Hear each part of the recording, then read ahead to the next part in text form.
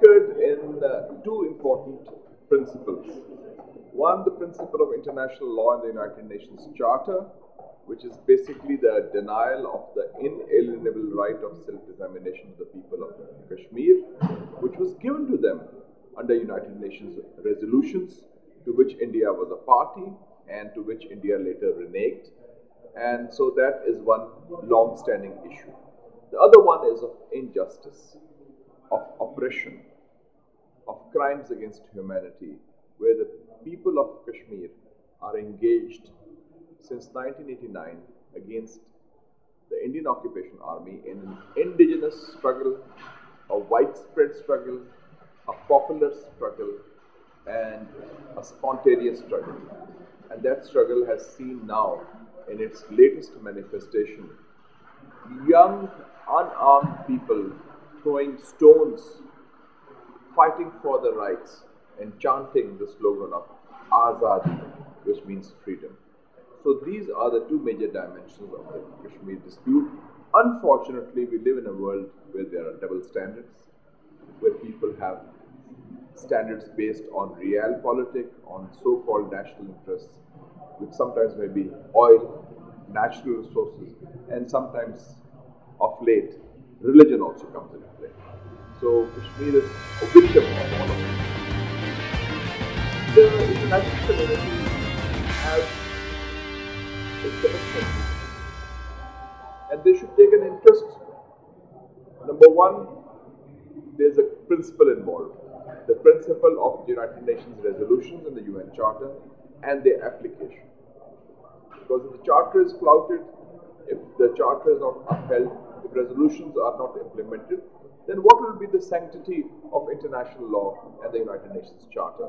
And then it will be the rule of law replaced by the law of the jungle, where might is right will prevail.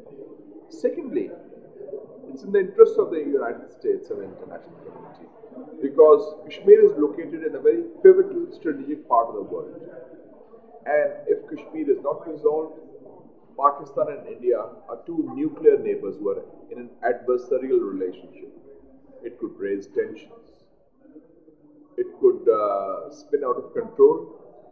It could destabilize the whole scenario, and it could have an adverse effect on American strategy in Afghanistan, because peace is indivisible. It cannot be compartmentalized. And I also feel the road to Kabul lies with it.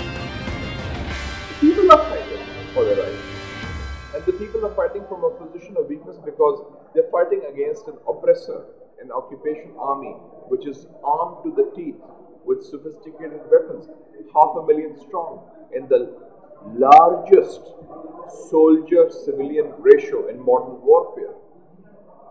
And they are learning from the experiences of other struggles, whether it's Palestine, whether it's other oppressed peoples. So at one stage it could be militancy, armed struggle, other stages could be non-violent resistance. So those forms take different dimensions depending on the situation. The clout of India, the Indian relationship with the West, the fact that Kashmir is a majority Muslim, the fact that Pakistan has been weak and unstable of late, and the fact that the world is devoting its attention and focus on other areas like Iraq and Afghanistan. So a combination of reasons have cumulatively ensured that Kashmir is not on the international radar as it really should be. This question is regarding, I think you are the right person to answer this question. We have heard a lot about that during the last regime, General Mushahid has something on the table. Can you share something? What was that? There was a back channel between Pakistan and India in the days of Mr. Musharraf. The back channel worked. They were exchanging documents, they were exchanging ideas for some sort of a solution to Kashmir. But it was all done in a hush-hush, secretive manner. So the details never came out, but they were apparently close to some sort of a settlement. They were both discussing various aspects. They were not trying to reorder geography, but they were trying to make it a post-border. between Pakistan and India, and the ceasefire line would be open.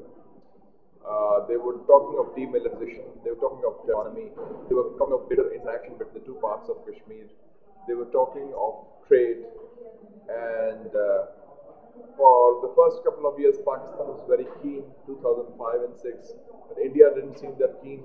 But when India started showing a keen interest or a certain seriousness on the situation in 2007, and I believe that Mr. Manmohan Singh also told his Pakistani counterpart that he'd like to cover with a sheaf of papers carrying the outlines of a Kashmir settlement. Sometime in the last week of March 2007, the government of Pakistan developed cold feet because by that time, Mr. Musharraf had his monumental blunder of sacking the Chief Justice on 9th of March, which provoked the judiciary movement that ultimately unraveled his regime. So then Pakistan backed off. So there was this thing, and it's one of those accidents of history that became apparently, according to those who were privy to the whole thing, quite close to a settlement. But then other events took over. Well, I'm not sure whether the Kashmiri people would have been happy with the solution, so it remains an academic point now, because public opinion in both countries had to be on board. And above all, the Kashmiri people have to be on board because they are the main party to the dispute, and their suffering must end. And whether their suffering would end as a consequence of what was planned is now a moot point.